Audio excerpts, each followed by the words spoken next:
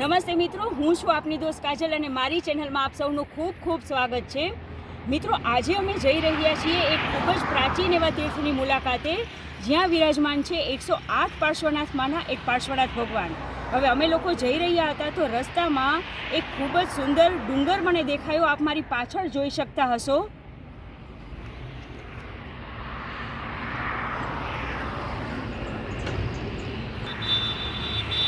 આ ડુંગર છે આપણો ગરવો ગિરનાર. દૂરથી જોતા ખૂબ જ રળિયામણો આ ડુંગર લાગી રહ્યો છે. તો ચાલો આવા સરસ સરસ દ્રશ્યો જોતા જોતા આપણે જઈએ આપણી યાત્રા પર આગળ. તો 108 પાર્શ્વનાથ ભગવાનની તીર્થ શ્રેણીમાં આજે આપણે જઈ રહ્યા છીએ પ્રભાસ પાટણ, જ્યાં આવેલું છે 12 જ્યોતિર્લિંગમાંનું પહેલું જ્યોતિર્લિંગ એટલે કે સોમનાથ મહાદેવનું મંદિર. હવે આ જ પવિત્ર સ્થળથી માત્ર 400 મીટર દૂર આવેલું છે એક અતિ પ્રાચીન અને જૈન ધર્મનું અતિ મહત્વનું એક તીર્થ, જ્યાં બિરાજમાન છે 108 માંના એક એવા શ્રી દોકડિયા પાર્શ્વનાથ ભગવાન. વિશ્વનું એકમાત્ર 9 ગર્ભગૃહવાળું જિનાલય એટલે કે આ પ્રભાસ પાટણમાં આવેલું જિનાલય, કે જેની સ્થાપના શ્રી આદિનાથ ભગવાનના પુત્ર ભરત ચક્રવર્તી દ્વારા કરવામાં આવી હતી. અહીં બિરાજમાન છે 108 પાર્શ્વનાથમાંના એક એવા શ્રી દોકડિયા પાર્શ્વનાથ ભગવાન, અને સાથે સાથે મૂળ નાયક તરીકે બિરાજમાન છે 8મા શ્રી ચંદ્રપ્રભુ સ્વામી. શ્રી ચંદ્રપ્રભુ સ્વામી અને શ્રી દોકડિયા પાર્શ્વનાથ ભગવાનનું આ તીર્થ ખાસ યાત્રા કરવા લાયક છે, અને 9 ગર્ભગૃહવાળું પંચ શિખરથી યુક્ત આ જીન પ્રાસાદ સમગ્ર વિશ્વમાં અદ્વિતીય છે. આ વિડીયોમાં આપ સોમનાથ મહાદેવનું જે મંદિર છે એ અને આ જૈન તીર્થ વચ્ચેની કેટલીક સામ્યતા ધરાવતી કડીઓ જે છે એની જાણકારી મેળવી શકશો, અને સાથે સાથે દોકડિયા પાર્શ્વનાથ ભગવાન સાથે જોડાયેલી અતિ પ્રાચીન ઘટના કે જેના દ્વારા આપણને જાણવા મળે કે આ ભગવાન શા માટે દોકડિયા પાર્શ્વનાથ ભગવાન કહેવાયા, એ બધું જ આ વિડીયોમાં આપને ખૂબ સુંદર રીતે જાણવા મળશે. તો આપને એક વિનંતી કરું છું કે આ વિડીયોનો એક પણ ભાગ ચૂક્યા વગર વિડીયોને અંત સુધી જોવા આપને ખાસ વિનંતી કરું છું. આપ જો મારી ચેનલ પર આ પહેલી વખત જ વિડીયો જોઈ રહ્યા હોવ, એટલે કે આપ મારી ચેનલ પર નવા હોવ, તો ચેનલને સબસ્ક્રાઈબ કરવાનું ભૂલશો નહીં, અને સાથે સાથે આ વિડીયો આપના બધા જ ગ્રુપમાં શેર કરવા ખાસ વિનંતી છે, જેથી કરીને આપણે આવા તીર્થોની માહિતી ઘણા બધા લોકો સુધી પહોંચાડી શકીએ અને ઘણા બધા લોકો ખૂબ સરસ ભાવ સાથે દર્શન પૂજનનો લાભ લઈ શકે. તો આપ જોઈ રહ્યા છો એ રીતે આપણે પ્રભાસ પાટણની અંદર હવે પ્રવેશી રહ્યા છીએ. આ પ્રભાસ પાટણનો પ્રવેશ દ્વાર છે. પ્રાચીન સમયમાં આ શહેરને અલગ અલગ નામોથી ઓળખવામાં આવતું હતું. દેવ પાટણ, સોમનાથ પાટણ, ચંદ્રપ્રભાસ પાટણ વગેરે જેવા વિભિન્ન નામોથી આ શહેર પ્રાચીન સમયમાં જાણીતું હતું. પ્રભાસ પાટણનું નજીકનું એરપોર્ટ જોઈએ તો દીવ એરપોર્ટ છે, જે ઉના હજારાથી નજીક આવેલું છે, અને ત્યાંથી બાય રોડ આપ અહીંયા આવી શકો. અને જો નજીકનું રેલવે સ્ટેશન જોઈએ તો અહીંથી 7 કિલોમીટર દૂર વેરાવળ, સોમનાથ વેરાવળ રેલવે સ્ટેશન જે છે એ અહીંનું નજીકનું રેલવે સ્ટેશન છે, અને ત્યાંથી બસ અને ટેક્સી આસાનીથી ઉપલબ્ધ છે. આપ અત્યારે સોમનાથમાં આવેલી માર્કેટ જોઈ રહ્યા છો, અને આ ત્યાંના ઘરો છે. જે આ આખું જે ગામ છે એ પ્રાચીન જણાઈ રહ્યું છે. સાંકડી ગલીઓ છે, પરંતુ અહીં આવીને આપણને એક ગજબનો અનુભવ થાય છે. આ અહીં પ્રભાસ પાટણ તીર્થમાં આપણે આવી પહોંચ્યા છીએ. આ ત્યાંનું યાત્રિક ભવન છે. નમસ્તે મિત્રો, હું છું આપની દોસ્ત કાજલ અને મારી ચેનલમાં આપ સૌનું ખૂબ ખૂબ સ્વાગત છે. મિત્રો, આપ અત્યારે મારી પાછળ એક જિનાલય જોઈ રહ્યા છો. આ જે જિનાલય છે એ આવેલું છે પ્રભાસ પાટણમાં, અને અહીં બિરાજમાન છે 108 પાર્શ્વનાથમાંના એક એવા પાર્શ્વનાથ, જેમનું જે છે દોકડિયા પાર્શ્વનાથ ભગવાન. હવે આ જિનાલય છે એ અને સોમનાથ મહાદેવનું મંદિર જે છે એ બિલકુલ સામે આવેલા છે, અને આ બંને એ મંદિર, સોમનાથ મહાદેવનું મંદિર અને આ જિનાલય, આ બંનેનો જીર્ણોદ્ધાર છે એ 73 વર્ષ પહેલાં 1952માં એક સાથે જ થયેલો હતો. અને મજાની વાત તો એ છે કે સોમનાથ મહાદેવના મંદિર જે છે, સોમનાથ મહાદેવનું મંદિર, એનું જે જીર્ણોદ્ધાર જે પણ કારીગરોએ કર્યું, જે આર્કિટેક્ટોએ કર્યું, એમણે જ આ જે જિનાલય છે એનો જીર્ણોદ્ધાર કર્યો છે. અને ખાસ વાત તો એ છે કે લગભગ વિશ્વમાં એકમાત્ર એવું મંદિર છે જ્યાં 9 ગભારા આવેલા છે. 9 ગભારાયુક્ત આ જે જિનાલય છે એ અહીં જ છે માત્ર. તો આજે આપણે આટલા પ્રાચીન જિનાલયમાં બિરાજમાન એવા ભગવાનના દર્શન કરીએ અને પાવન થઈએ. આપણે અત્યારે જે તીર્થમાં છીએ એ તીર્થની સ્થાપના શ્રી આદિનાથ ભગવાનના મોટા પુત્ર ચક્રવર્તી સમ્રાટ શ્રી ભરત દ્વારા કરવામાં આવી હોવાનું કહેવાય છે. ઘણા ચક્રવર્તીઓ, રાજાઓ, એમના મંત્રીઓ, શ્રેષ્ઠીઓ એટલે કે વેપારીઓ આ પવિત્ર સ્થળની મુલાકાતે આવી ચૂક્યા છે. જિનાલયની બહાર 2 ગજરાજો શોભી રહ્યા છે અને મુખ્ય દ્વારની ઉપર તીર્થંકર પરમાત્માનું શિલ્પ મૂકવામાં આવ્યું છે અને બહાર બધી વિગતો દર્શાવવામાં આવી છે, પક્ષાલનો અને બધી પૂજાના સમય અને ચંદ્રપ્રભુ સ્વામીના 5 કલ્યાણક જે છે એની માહિતી આપણે જોઈ શકીએ છીએ. ધજાને જોઈને નમો જીણાણમ કહેશું. ખૂબ સુંદર ભાવ આપણને આવી રહ્યા છે આ તીર્થમાં આવીને. અંદર જઈએ. આ અતિ પ્રાચીન અને ભવ્ય તીર્થની સ્થાપના ભરત ચક્રવર્તી દ્વારા કરવામાં આવી હતી એવું માનવામાં આવે છે. જ્યારે તેઓ એક સંઘનું નેતૃત્વ કરી રહ્યા હતા ત્યારે સરસ્વતી નદીના કિનારે તપશ્ચર્યા કરતા કેટલાક મહાન સાધુઓએ એવું કહ્યું હતું કે આ પવિત્ર ભૂમિ ભગવાન ચંદ્રપ્રભુના સંવત્સરણનું સ્થાન હશે. આ સાંભળીને ભરત મહારાજાએ ત્યાં એક શહેર વસાવ્યું અને ભગવાન ચંદ્રપ્રભુનું મંદિર બનાવ્યું. આ પ્રાચીન તીર્થનો ઉલ્લેખ વિક્રમ યુગના વર્ષ 370માં શ્રી ધર્મેશ્વર સુરીશ્વરજી દ્વારા રચિત શેત્રુંજય મહાત્મ્યમાં કરવામાં આવ્યો છે, જેના પરથી આપણને ખ્યાલ આવે કે આ તીર્થ કેટલું પ્રાચીન હશે. આપણે જોઈ રહ્યા છીએ અહીં આ જે કોતરણી કરવામાં આવી છે ખૂબ મનોહર છે. અહીં જ આસપાસ 7 જિનાલયો આવેલા છે જે આધ્યાત્મિક ભવ્યતાની એક અનોખી આભા ઉત્પન્ન કરે છે. અને હવે આપણે દર્શન કરીએ અહીંના મૂળનાયક એવા ચંદ્રપ્રભુ સ્વામીના, જે શ્વેત વર્ણમાં પદ્માસન મુદ્રામાં બિરાજી રહ્યા છે. 115 સેન્ટીમીટરની ઊંચાઈ ધરાવતા આ ભગવાનના દર્શન કરીને જ આપણે નતમસ્તક થઈ જઈએ એટલી મનોહર પ્રતિમાજી છે એમની. અને આ ગર્ભગૃહમાં આપણે દર્શન કરીએ 10મા તીર્થંકર શ્રી શીતલનાથ ભગવાનના. ખૂબ સુંદર પ્રતિમાજી છે શીતલનાથ ભગવાનની. એમની એક તરફ શ્રી શાંતિનાથજી અને બીજી તરફ શ્રી અજીતનાથજી બિરાજમાન છે. હવે પછીના આ ગર્ભગૃહમાં આપણે દર્શન કરીએ 9મા તીર્થંકર શ્રી સુવિધિનાથજીના. એમની બંને તરફ શ્રી ચંદ્રપ્રભુ સ્વામી બિરાજમાન છે. પંચધાતુની ખૂબ જ સુંદર પ્રતિમાજી આપણે જોઈ રહ્યા છીએ. બહાર પણ કેટલી સરસ નક્કાશી કરવામાં આવી છે આપણને ખૂબ સુંદર રીતે વિડીયોમાં બધું જ જણાઈ રહ્યું છે.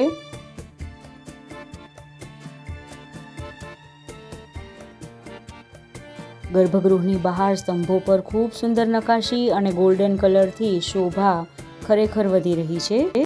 હવે આ ગર્ભગૃહમાં આપણે દર્શન કરીએ 3જા તીર્થંકર શ્રી શંભવનાથ ભગવાનના. એમની એક તરફ શ્રી શ્રેયાંશનાથજી અને બીજી તરફ શ્રી મુનિસુવ્રત સ્વામીના આપણે દર્શન કરી શકીએ છીએ.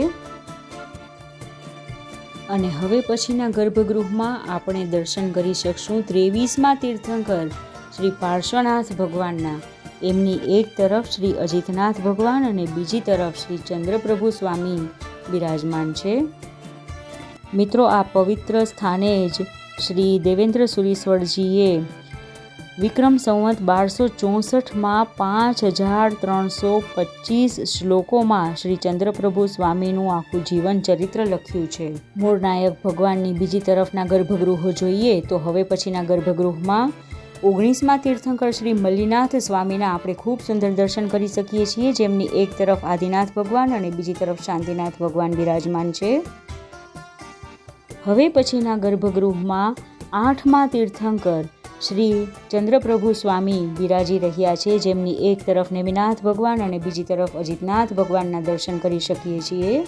હવે પછીના ગર્ભગૃહમાં આપણે 108 પાર્શ્વનાથમાંના એક એવા શ્રી દોકડિયા પાર્શ્વનાથ ભગવાનના દર્શન કરી શકીએ છીએ.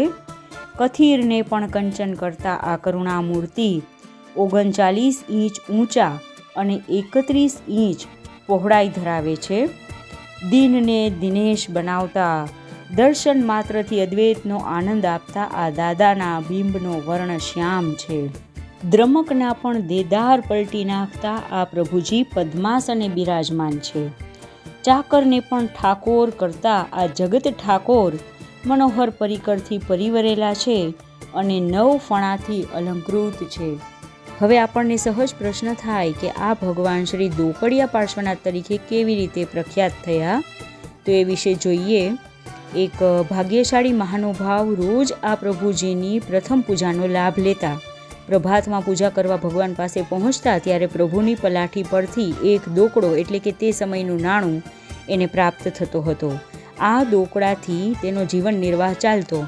ધીમે ધીમે બધાને શંકા જવા લાગી કે આ ભાગ્યશાળીનું જીવન નિર્વાહ કઈ રીતે ચાલે છે, અને ઘણા દિવસોથી ચાલતો આ ક્રમ અને આ ચમત્કારની વાત આ શ્રેષ્ઠીથી ગુપ્ત ન રહી શકી અને પ્રભુના પ્રભાવથી આનંદિત થયેલા તે વ્યક્તિએ આવેગમાં આવીને એક વખત આ વાત અન્ય વ્યક્તિને કહી. બીજે દિવસે નિત્યક્રમ પ્રમાણે તે પ્રભુજીની પૂજા કરવા પહોંચ્યો ત્યારે પ્રભુજીની પલાઠીમાં દોકડો તો હતો, પણ તે દોકડો પલાઠીમાં જ ચોંટી ગયો હતો.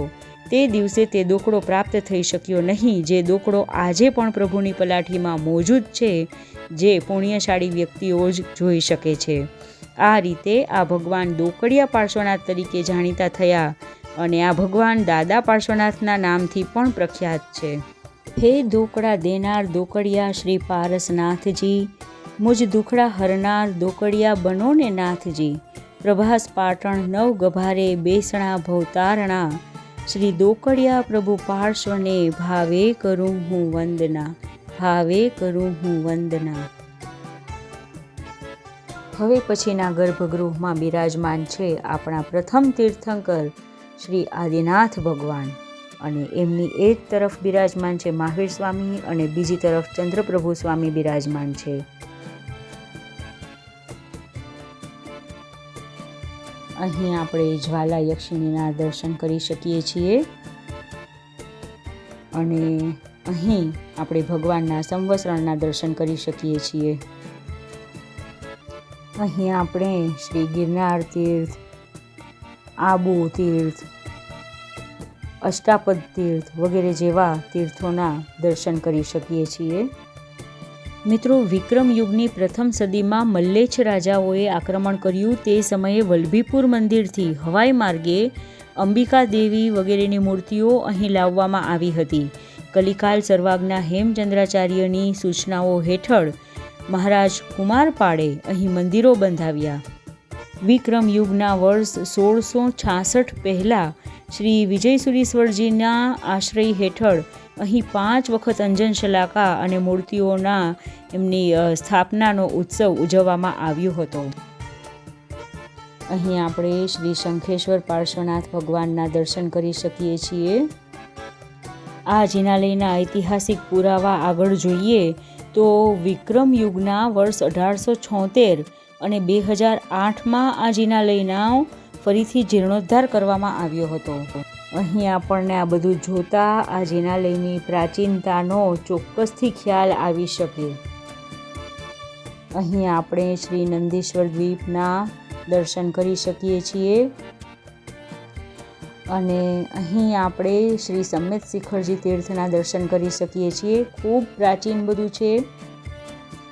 શ્રી સાગર ચક્રવર્તી, ચંદ્રાયશા, ચક્રધર, રાજા દશરથ, પાંડવો અને રાજા હસ્તિસેન વગેરે પોતપોતાના સમયગાળામાં આ સ્થાનની મુલાકાત લઈ ચૂક્યા છે. આ બધી માહિતી પરથી આપણને ચોક્કસપણે ખ્યાલ આવે કે કેટલું પ્રાચીન આ જિનાલય છે અને આપણા જૈન ધર્મમાં આ જિનાલયનું, આ તીર્થનું કેટલું મહત્ત્વ છે. આ તીર્થની બીજી એક વિશેષતા જોઈએ તો આચાર્ય શ્રી ધર્મઘોષ સુરીશ્વરજીએ આ પવિત્ર સ્થાન પર અનેક મંત્રોનો ઉપયોગ કરીને શબ્દ સમૂહો રચીને શત્રુંજયગીરીના કદર્પી યક્ષને જ્ઞાન આપ્યું છે. 9 ગર્ભગૃહોથી સુસજ્જિત આ મંદિરની વાસ્તુકળા જે છે, અહીંની કલાત્મકતા છે, આ જે નિપુણતા છે કલા કારીગરીમાં, આ શહેરની પ્રાચીન વિરાસતને દર્શાવે છે. અહીં આપણે કાષ્ઠથી બનેલું આ જ આખું જિનાલય જે છે એ જોઈ શકીએ છીએ. આ બધું જોઈને ખરેખર આપણને નવાઈ લાગે કે આટલા વર્ષો પહેલાં આટલું સરસ બધું જે બનાવવામાં આવ્યું હતું કેવા સુંદર ભાવ સાથે બનાવાયું હશે, અને હજુ પણ આજની તારીખે એઝ ઇટ ઇઝ આ બધું સચવાયેલું છે. આ ખરેખર આપણો ભવ્ય વારસો છે. આગળ જણાવ્યું તેમ વિક્રમ યુગની પ્રથમ સદીમાં હવાઈ માર્ગે લાવવામાં આવ્યા હતા એ અંબિકા દેવી જે છે એમની આ પ્રતિમાના આપણે દર્શન કરી શકીએ છીએ. અહીં આપણે આ તીર્થની પ્રાચીનતા, આ તીર્થનો ઇતિહાસ ખૂબ સુંદર રીતે ડિટેલમાં વ્યવસ્થિત રીતે જાણી શકીએ છીએ. એક એક વસ્તુ ખૂબ પ્રોપરલી અહીં આગળ લખવામાં આવી છે. ગુજરાતી ભાષામાં જ આ બધી જ જાણકારી જે છે એ આપણને મળી રહે છે. જ્યારે આપણે આવા તીર્થોએ જઈએ ત્યારે ભગવાનના દર્શન કરીએ, એમના પૂજનનો લાભ લઈએ, સાથે સાથે આ બધી જે ઝીણવટપૂર્વક માહિતી આપણને પૂરી પાડવામાં આવે છે એને પણ જાણવાની કોશિશ કરીએ. અહીં આગળ આપણે સરસ્વતી દેવીના ખૂબ સુંદર દર્શન કરી શકીએ છીએ. અહીં પણ આપણે આખા લેખ અને ખૂબ સુંદર જાણકારી જોઈ શકીએ છીએ. કેટલી મહેનતથી આ બધી જ વસ્તુ જે છે એ અહીં આગળ મૂકવામાં આવેલી હશે, જેને જ્યારે આપણે આવા તીર્થોએ જઈએ, પ્રાચીન તીર્થોએ, ત્યારે ખાસ આપણે જાણવું જોઈએ. આ બધું, આ બધા પરથી ઘણી બધી જાણકારી અને આપણું જે દુર્લભ વારસો છે એના પ્રત્યે આપણે ગદગદિત થઈ ઉઠીએ છીએ. અહીં બધા શ્રેષ્ઠીઓએ આપેલા યોગદાન જે છે એ આપણે જોઈ શકીએ છીએ.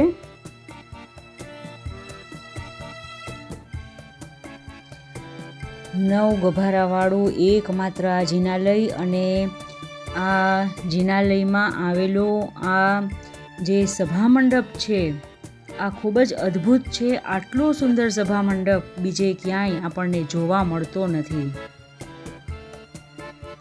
પ્રાચીન ગ્રંથો જેવા કે તીર્થમાલા, શાશ્વત તીર્થમાલા, શ્રી ગોડીજી પાર્શ્વનાથ સ્તવન, પાર્શ્વનાથ નામમાલા, એવા બધા જ પવિત્ર ગ્રંથો જે છે એમાં દોકડિયા પાર્શ્વનાથ ભગવાનની મહિમા ખૂબ સુંદર રીતે દર્શાવાયેલી છે. શ્રી સમય સુંદર ઉપાધ્યાયજી મહારાજ દ્વારા લખવામાં આવેલું શ્રી દોકડિયા પાર્શ્વનાથ ભાસ એ આ પૂજનીય ભગવાનની દિવ્ય આભાને વધારે પ્રકાશિત કરે છે. અને જીરાવાલા તીર્થમાં પણ દોકડિયા પાર્શ્વનાથ ભગવાનની પ્રતિમાજી બિરાજમાન છે. તો આપણે આના પરથી જાણી શકીએ કે આ તીર્થ આપણા માટે કેટલું પવિત્ર અને મહત્ત્વનું હશે. આ બધી વાતો સાંભળવાની સાથે સાથે ખૂબ સુંદર નક્કાશી જે છે એ પણ જોઈ રહ્યા હશો. આખું જિનાલય આપ નિહાળી રહ્યા હશો. કેટલું શાંત અને સુંદર અહીં વાતાવરણ છે એ આપે રૂબરૂ આવીને જ અહીં જાણવું પડે, માણવું પડે, દર્શન કરવા પડે. આપે રૂબરૂ એક વખત અહીં આવવું જ પડે. આ શહેર પર મુસ્લિમ આક્રમણો ઘણી વખત થયા અને ઘણા બધા મંદિરોના વિનાશ પણ અહીં થયા છે અને રૂપાંતરણ પણ અહીં જોઈ શકાય છે. આ જિનાલયની બહારની તરફ આપણે જોઈએ તો દિવાલ પર શિલ્પો જે છે એ મૂકવામાં આવ્યા છે. જિનાલયો પર સુંદર નક્કાશીની સાથે સાથે આવા શિલ્પો જે છે એ પણ જિનાલયની શોભા વધારતા હોય છે. આપણે આ જિનાલયમાં સરાઉન્ડિંગમાં જોઈ શકીએ છીએ દિવાલ પર અલગ અલગ શિલ્પો મૂકવામાં આવ્યા છે. એવું કહેવામાં આવે છે કે મોહમ્મદ ગઝનીના સમયગાળા દરમિયાન અને ત્યારબાદ મુસ્લિમ શાસન દરમિયાન આ મંદિરને ભારે નુકસાન થયું હતું. ચોથી સદીમાં જ્યારે બિન આર્યોના આક્રમણ દરમિયાન વલભીપુર શહેરનો નાશ કરવામાં આવ્યો હતો, ત્યારે એક સંદર્ભ એવો ઉપલબ્ધ છે કે ત્યાંના મંદિરોમાં સ્થાપિત અંબિકા દેવી વગેરેની મૂર્તિઓ આકાશમાંથી ઉડતી અહીં આવી હતી. 14મી વિક્રમ શતાબ્દીમાં શ્રી જીનપ્રભ સુરીશ્વરજી દ્વારા રચિત વિવિધ તીર્થકલ્પ અને વિક્રમ વર્ષ 1361માં રચાયેલ શ્રી મેરુતુંગ સુરીજી દ્વારા લિખિત શ્રી પ્રબંધ ચિંતામણીમાં પણ આ તીર્થનો ઉલ્લેખ કરવામાં આવ્યો છે. એક સંદર્ભ એવો પણ છે કે કલિકાલ સર્વજ્ઞ શ્રી હેમચંદ્રાચાર્યની સલાહ પર રાજા કુમારપાળે અહીં અનેક જિનાલયો બનાવડાવ્યા હતા. આ જિનાલયના ઉપરના ભાગે પણ બીજા 3 જિનાલય આવેલા છે, જ્યાં શ્રી અજીતનાથજી, શ્રી શાંતિનાથજી તથા શ્રી મુનિસુરત સ્વામી તથા અન્ય તીર્થંકરો બિરાજમાન છે. આપ વિડીયોમાં ખૂબ સુંદર દર્શન કરી શકો છો. ઉપર પણ આપણે ખૂબ સુંદર નકાશી જોઈ શકીએ છીએ. ખૂબ સુંદર કામ અહીં આગળ કરવામાં આવેલું છે. પ્રાચીનતાનો જોતાં જ આપણને ખ્યાલ આવી જાય છે. આ જિનાલયની પ્રાચીનતાનો પુરાવો આપતો બીજો એક શિલાલેખ પણ અહીં ઉપલબ્ધ છે, જેમાં દર્શાવ્યા મુજબ આચાર્ય દેવ શ્રીમદ હીર વિજય સુરીશ્વરજીના શિષ્ય શ્રી વિજયસેન સુરીજીની સૌમ્ય હાજરીમાં વિક્રમ વર્ષ 1666માં 5 વખત અંજન શલાકા અને અભિષેકની વિધિઓ અહીં કરવામાં આવી હતી. વિક્રમ વર્ષ 1876માં શ્રી વિજય જીતેન્દ્ર સુરીજીની સલાહથી ફરી એકવાર આ મંદિરનો જીર્ણોદ્ધાર કરવામાં આવ્યો છે. ફરીથી જીર્ણોદ્ધાર હાથ ધરવામાં આવ્યા બાદ વિક્રમ વર્ષ 2008માં આગમધારક આચાર્ય દેવ શ્રી આનંદ સાગર સુરીજીના મુખ્ય શિષ્ય આચાર્ય શ્રી ચંદ્રસાગર સુરીજીના હાથે આ મંદિરને વિધિપૂર્વક પવિત્ર કરવામાં આવ્યું હતું. આ બધી માહિતી આ મંદિરની પ્રાચીનતા સ્વયં સ્પષ્ટ બનાવે છે. મિત્રો, આપ આ ઇતિહાસ જાણવાની સાથે સાથે આ બધા જ ભગવાનના ખૂબ સુંદર દર્શન પણ સાથે સાથે કરી રહ્યા હશો. મિત્રો, આ વિડીયોને આપના બધા જ ગ્રુપમાં શેર કરતા રહેજો, જેથી કરીને ઘણા બધા લોકો સુધી આપણે આ બધી માહિતી પહોંચાડી શકીએ. સાથે સાથે આપના પ્રતિભાવો પણ કોમેન્ટ સેક્શનમાં આપતા રહેજો. આપ આ તીર્થના દર્શન પૂજનનો લાભ લઈ ચૂક્યા છો કે નહીં, કે પહેલી વખત જ આ તીર્થ વિશે આપને આ વિડીયો દ્વારા જાણકારી મળી રહી છે, એ ચોક્કસથી કોમેન્ટ સેક્શનમાં જણાવવા આપને વિનંતી છે. આપનું આ વિડીયોને લાઈક કરવું, શેર કરવું, કોમેન્ટ સેક્શનમાં કોમેન્ટ કરવી અને ચેનલને સબસ્ક્રાઈબ કરવી, આ બધી આપના માટે આ બધી વસ્તુ ટોટલી ફ્રી છે, પણ અમારા માટે ખાસું એવું પ્રોત્સાહન પૂરું પાડે છે. મિત્રો, ખૂબ મહેનત માંગી લે એવું આ કાર્ય જે છે એને કરવાની ધગશ આપના પ્રતિભાવો અને આપના પ્રતિસાદથી જ અમને મળતી હોય છે. આપ હવે આ જે ધજા જોઈ રહ્યા છો, આ સોમનાથ મહાદેવના મંદિરની ધજાના આપણે અહીંથી દર્શન કરી શકીએ છીએ. આ જિનાલયના ઉપરના ભાગે આવીએ તો આપણે જિનાલયની ધજાના અને સાથે સાથે સોમનાથ મહાદેવના મંદિરની ધજાના એક સાથે દર્શન કરી શકીએ છીએ. ખરેખર અદ્ભુત અહીં આવીને આપણને લાગણી થાય છે, અનુભવ થાય છે. હિન્દુ ધર્મ અને જૈન ધર્મ બંનેનું જે મહત્ત્વના આ જે મંદિર છે, જિનાલય છે, બંનેની ધજાના સામ સામે એક સાથે દર્શન કરવા આ અદ્ભુત લાહવો છે. મિત્રો, આપ વિડીયોમાં તો જોઈ જ શકો છો, પણ જ્યારે આપ રૂબરૂ અહીં આવશો ત્યારે ખરેખર આપ ગદગદિત થઈ ઉઠશો. એ પ્રકારનું આ સ્થાન છે જ્યાં આપણે ચોક્કસ આવવું જ રહ્યું. અહીં પણ આપ જોઈ શકો છો આ પ્રાચીન જે કલા કારીગરી છે, આ સ્થાપત્ય છે, આ સ્તંભ પર જે કોતરણી કરવામાં આવી છે, વિવિધ દેવી દેવતાઓ અને શિલ્પો જે છે એ કંડારવામાં આવ્યા છે, આ બધું અદ્ભુત આપણને લાગે છે. કેટલું પ્રાચીન છે જોઈને જ આપણને ખ્યાલ આવી જાય છે. અત્યારે વિજ્ઞાન આટલું આગળ વધી ગયું છે, આપણી પાસે આટલા બધા સાધનો છે, પણ આટલા વર્ષો પહેલાં જ્યારે આ જિનાલય બન્યું હશે ત્યારે પણ આ બધું જે રીતે આપણે અત્યારે જોઈ રહ્યા છીએ, આ કઈ રીતે એ સમયે બનાવ્યું હશે, આ જ એક અચરજભરી વાત છે. આપ જોઈ શકો છો આ બધા શિલ્પો કેટલા બારીકાઈથી કંડારવામાં આવ્યા છે. અદ્ભુત અદ્ભુત. એ સમયે આ બધું કઈ રીતે બનાવ્યું હશે, આ બધું વિચારતું કરી દે છે આપણને. સાથે સાથે આ બધી વસ્તુની ખૂબ સુંદર જાળવણી પણ કરવામાં આવે છે. ખૂબ સુંદર રીતે આ આપણો વારસો જે છે એ સચવાયેલો પણ આપણે જોઈ શકીએ છીએ.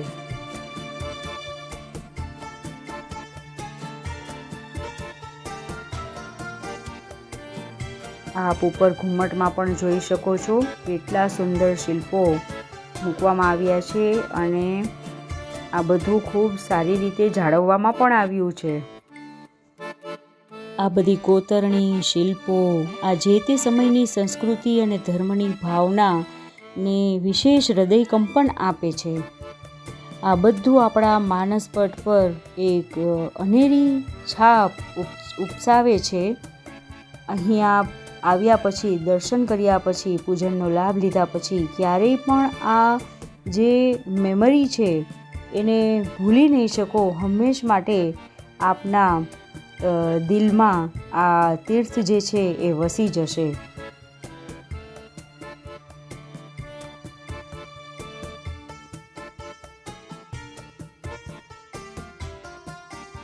અહીં આપણે શ્રી ચિંતામણી પાર્શ્વનાથ ભગવાનના ખૂબ સુંદર દર્શન કરી શકીએ છીએ, જેમનો પ્રતાપરૂપી સૂર્ય ખૂબ પ્રૌઢ છે, જેમની ઉગ્ર જ્યોતિ જગતમાં વ્યાપ્ત છે, જે કળીકાળની ક્રીડાના દહન કરનારા છે, મોહના અંધકારના નાશ કરનારા છે, જે હંમેશા પ્રકાશ કરનારા છે, જેમના ઘેર સમસ્ત સંપત્તિઓ ક્રીડા કરી રહી છે, જેઓ લોકોને હિતકારી છે, એવા શ્રી ચિંતામણી પાર્શ્વનાથ ભગવાનને કોટી કોટી વંદન. અહીં આપને ખાસો એવો સમય પણ સાથે લઈને આવવો પડે, કારણ કે અહીં 7 જિનાલયો છે. ઉપર નીચે ઘણા બધા ભગવાન છે, પ્રાચીન અને ચમત્કારિક ભગવાન છે. સાથે સાથે અહીં આગમ મંદિર પણ આવેલું છે. આ બધું જ જોવા જાણવા માટે ખાસો એવો સમય જોઈએ. અને આપ આ દ્વાર પર ધ્યાનથી જોશો તો એક શિલ્પ મૂકવામાં આવ્યું છે. આ શિલ્પ વિજય શેઠ અને વિજયા શેઠાણીનું છે. જૈન ધર્મમાં ખૂબ જ જાણીતા એવા આ બંને વ્યક્તિઓની વિસ્તારથી વાત કરવા માટે તો ઘણો વધુ સમય જોઈએ, જે ક્યારેક હું આપને એક અલગ જ વિડીયો દ્વારા જણાવીશ. પણ ટૂંકમાં પરિચય જોઈએ તો આ બંને કચ્છમાં આવેલા ભદ્રેશ્વરમાં રહેતા હતા અને બંનેને બાલ્યકાળથી ધર્મ પ્રત્યે ખૂબ જ રુચિ હતી. એક વખત બંને બાલ્યાવસ્થામાં હતા ત્યારે મહારાજ સાહેબ પાસે શીલના મહત્ત્વ ઉપર પ્રવચન સાંભળ્યું અને બંનેએ એ વખતે અલગ અલગ વ્રત લીધા. વિજય શેઠે શુક્લ પક્ષમાં બ્રહ્મચર્ય પાળવું એવું વ્રત લીધું અને વિજયા શેઠાણીએ કૃષ્ણ પક્ષમાં બ્રહ્મચર્ય પાળવું એવું વ્રત લીધું. અને આ બંને મોટા થાય છે ત્યારે અનાયાસે બંનેના લગ્ન થાય છે અને લગ્નની પ્રથમ રાત્રિએ બંનેને પોતપોતાના આ વ્રતની એકબીજા પાસે વાત કરતાં ખબર પડે છે અને બે ઘડી બંનેને ચિંતા પણ થાય છે, પણ થોડી વારમાં બંને સ્વસ્થ થઈને આ વાત સ્વીકારી લે છે. આ ગુપ્ત વાત ઘણા સમય પછી જ્યારે એક કેવડીના માધ્યમથી બંનેના માતા પિતાને અને બીજા લોકોને ખબર પડે છે ત્યારે બંને દીક્ષા લઈને મુક્તિને પામે છે. આમ શીલના મહાત્મ્યથી આ પતિ પત્ની કોઈ પણ મુનિ કરતાં પણ વધારે વિશેષતાને પામ્યા. અહીં આગળ આપણે શત્રુંજય મહાતીર્થના પટના દર્શન કરી શકીએ છીએ. હવે અહીં આગળ જે આગમ મંદિર આવેલું છે તે જોઈએ. તો આ આગમ મંદિર પરમ પૂજ્ય આચાર્ય શ્રી દેવેન્દ્ર સાગર સુરીશ્વરજી મહારાજ દ્વારા પ્રેરિત છે. આ મહારાજ સાહેબ આપણા માટે ખૂબ ઉપકારી કહેવાય. આપણે એમના ખૂબ આભારી થવું પડે કે આટલું સરસ આપણને બધું જોવા અને જાણવા મળે છે માત્ર એમની પ્રેરણાથી. તો આપણા બધા જ આગમો તામ્રપત્ર પર અહીં આગળ લખેલા છે અને આપણે જોઈ શકીએ એ માટે અહીં દિવાલ પર મઢેલા છે. તો આગમ એટલે કે જૈન શાસ્ત્રો, ભગવાન મહાવીરના મુખેથી નીકળેલ વાણી તેમજ પૂર્વેના તીર્થંકરોની વાણી જેમાં સમાવી લેવામાં આવી છે એને આગમ કહેવાય. ઇન શોર્ટ, આપ્તનું વચન એટલે આગમ. આપ્ત એટલે કે રાગ દ્વેષના વિજેતા, સર્વજ્ઞ, સર્વદર્શી જૈન તીર્થંકર આપ્ત છે. તીર્થંકર ભગવંતો કેવલ અર્થરૂપમાં ઉપદેશ આપે છે અને ગણધર ભગવંતો તેને ગ્રંથબદ્ધ કે સૂત્રબદ્ધ કરે છે. શ્વેતાંબર માન્યતા પ્રમાણે 45 આગમો છે. આગમો અર્ધમાગધી ભાષામાં છે. મહાવીર પ્રભુની પ્રથમ દેશના એટલે કે આચારંગ સૂત્ર. જૈન ધર્મ આચાર પ્રધાન છે. સાધનાના ક્ષેત્રમાં બોલેમી ભંતે નહીં પણ કરેમી ભંતેની મહત્તા છે. એટલે આ આગમને જૈન ધર્મમાં પ્રથમ સ્થાન અપાયું છે અને એ જૈન ધર્મનો પ્રાણ છે. જ્યારે મહાવીર પ્રભુની અંતિમ દેશના એટલે કે ઉત્તરાધ્યયન સૂત્ર. આ આગમમાં પ્રભુની અંતિમ ધર્મ દેશના છે અને આવા ટોટલ 45 આગમો છે. ઘણા બધા તીર્થોએ અમે જતા હોઈએ છીએ પણ અહીં મેં પ્રથમ વખત આ આગમ મંદિર જોયું અને જોઈને વાંચીને આપણને સમજાય તો નહીં કારણ કે અર્ધમાગધી ભાષામાં હોય, પણ આ બધું જોવું એ પણ આપણા માટે એક બહુ જ સારું આપણા માટે લાહવો કહી શકાય. આપણે ક્યારે આગમોને આ રીતે જોઈ શકીએ. તો આ રીતે એ મહારાજ સાહેબનો ઉપકાર હંમેશા આપણા પર રહેશે અને આપણે એમના આભારી થવું પડે.